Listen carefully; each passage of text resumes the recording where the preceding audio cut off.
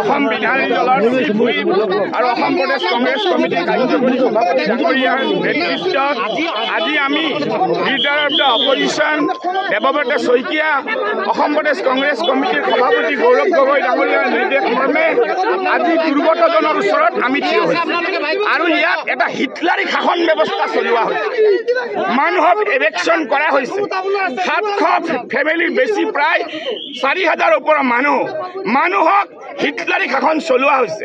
তেওঁলোকক খাদ্য বিতৰণ কৰিবলৈ দিয়া হোৱা নাই, তেওঁলোক চাবলৈ যাবলৈ দিয়া হোৱা নাই। এনেকুৱা বাংকাৰ লগোৱা হৈছে যে দুষ্কৃতিকাৰীহে ভিতৰত আছে। এইটো এটা আৰু ইলেকশ্যন কৰিলে কিন্তু মানুহখিনি ক'ত থাকিব? এই গৰীব জনসাধাৰণ ভাৰত স্বাধীনৰ আগৰ পৰা থকা মানুহ ইয়াত অন্তৰ্ভুক্ত আছে। এইটো এটা অমানৱীয় পৰিচয়, হিটলাৰী শাসনৰ নমুনা। ইয়াৰ বিৰুদ্ধে ভাৰতীয় জাতীয় কংগ্ৰেছ লেজিসলেচাৰ পাৰ্টিয়ে অনাগত সময়ত সদায় মাত মাতি যাব। আৰু এইটো যিটো আপোনালোকৰ সন্মুখত দেখা গৈছে ইলেকশ্যন হৈছে, এই মানুহবিলাক বছৰ ধৰি আছে। এই মানুহবিলাক কেনেকৈ জীয়াই থাকিব? গৰীব জনসাধাৰণৰ তেওঁলোকক ক'ৰবাত সংস্থাপন কৰিব লাগিছিল।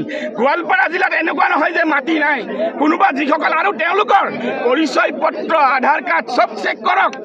চেক কৰি প্ৰকৃত ভাৰতীয়, প্ৰকৃত অসমৰ নাগৰিকক তেওঁলোকে ন্যায় প্ৰদান কৰিব লাগিছিল।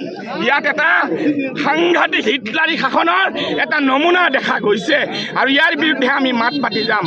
মুখ্যমন্ত্ৰী ডাঙৰীয়াই ন্যায় মানুহক দিবই লাগিব। আজি যি অন্যায় চকুৰ আগতে মানুহখিনিক যিদৰে জলাঞ্জলি তেওঁলোকক অত্যাচাৰৰ সন্মুখীন কৰিছে, ইয়াত আমাৰ লোকেল MLA আছে, লোকেল MLAৰ কথাও তেওঁলোকে শুনা নাই। ইয়াৰ বিৰুদ্ধে আমি ক্ষান্ত নাথাকোঁ। আৰু এইটো এটা হিটলাৰৰ যি শাসন আছিল ছেম সেই শাসনৰ নমুনা ইয়াত দেখুওৱা হৈছে। গৰীব জনসাধাৰণক অত্যাচাৰ কৰিলে কোনোৱে শান্তিত থাকিব নোৱাৰে। ইয়াত গৰীব জনসাধাৰণ, নিষ্পেষিত জনসাধাৰণৰ যাৰ মাটি নাই, বাৰী নাই, তাক এনেকুৱা অন্যায় অত্যাচাৰ কৰা হৈছে। ইয়াৰ বিৰুদ্ধে আমি বহি নাথাকোঁ।